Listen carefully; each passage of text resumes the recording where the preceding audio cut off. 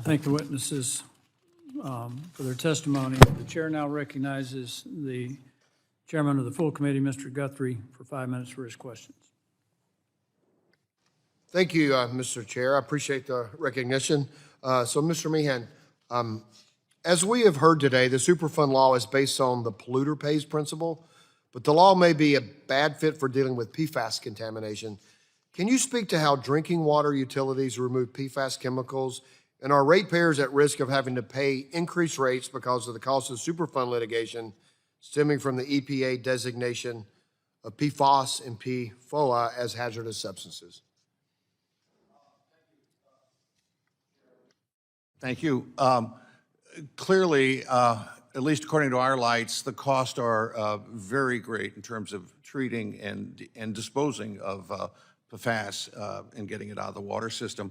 I'll give you just a concrete example. Fairfax Water, right across the river, has levels at 5 parts per trillion. The standard's 4 parts per trillion. For them to get down from 5 parts per trillion to 4 parts per trillion, they're going to spend $400 million for capital investment. And beyond that, and this is a point I made earlier, 18% of their ongoing O&M costs are going to be consumed running and maintaining that system. That's one anecdote, but our analysis basically, and I don't want to beat this to death, but we view the cost at about triple what EPA did. And so whether you buy EPA's number, our number, they're going to be huge, and the impact's even going to be greater the smaller the system. Fairfax Water is a fairly well-off, well-heeled system and a well-run one. They'll get through it and they'll handle it. The costs are going to be, well, what's the cost benefit? Is the benefits going to be huge too? I'm sorry? Are the benefits marginal, or are they going to be, I mean, if you're going to pay more, but you're going to get a far better product, or are the benefits marginal anyway? Well, in terms of, again, getting into we did 85 pages of comments, but if you want to get into the benefit cost analysis, we thought that 4 parts per trillion didn't meet a positive benefit cost ratio. We think when you get around 10 parts per trillion, you're okay, at least in benefit cost, and you can argue. And then you look at the international comparisons, wide variety of standards. So what's the intelligible principle by which you set the standard? We think benefit cost. So you're saying you pay far more money than go from 10 to 4 parts per trillion. Yeah. Costs far more than the benefit. So let me go to it's huge. Ms. Bodine. In your testimony, you discussed how the Superfund trust fund must be available to help clean up the sites contaminated by PFAS. What is the significance that EPA designated these 2 specific PFAS chemicals out of the thousands of PFAS chemicals as hazardous substances? And does this mean that all PFAS are danger to public health and environment? I don't know, I read that fast. Did you get it all? I hope so. A couple of questions there.